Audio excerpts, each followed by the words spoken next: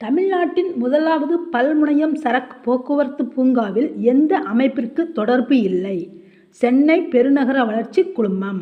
பொருளாதார அமைப்பின் அடிப்படை பொருளாதார நடவடிக்கைகளை குறிப்பிடுக. உற்பத்தி அண்ட் நுகர்வு. இந்தியாவில் கிமு 6ஆம் நூற்றாண்டில் முதன்முறையாக யாருடைய ஆட்சியில் பூரணாஸ், கர்ஷபணம், பனாஸ் போன்ற நாணயங்கள் அச்சடிக்கப்பட்டன? மகாஜனபதங்கள். இந்தியாவின் ரூபாய் என்ற சொல் எந்த வார்த்தையிலிருந்து பெறப்பட்டது? சமஸ்கிருதம். எப்பொழுது ஸ்வச் பாரத் அபியான் பிரதம மந்திரியால் அறிவிக்கப்பட்டது? 2014 ஆகஸ்ட் 15. நுகர்வோர் பாதுகாப்பு சட்டம் இந்தியாவில் நடைமுறைக்கு வந்த ஆண்டு 1986 டிசம்பர் 24. பல்வேறு பொருள் மற்றும் சேவைகளின் மீது விதிக்கப்படும் வரி மறைமுக வரி. எந்த வரியில் பணவீக்க அழுத்தம் இல்லை? நேர்முக வரி. நன்றி.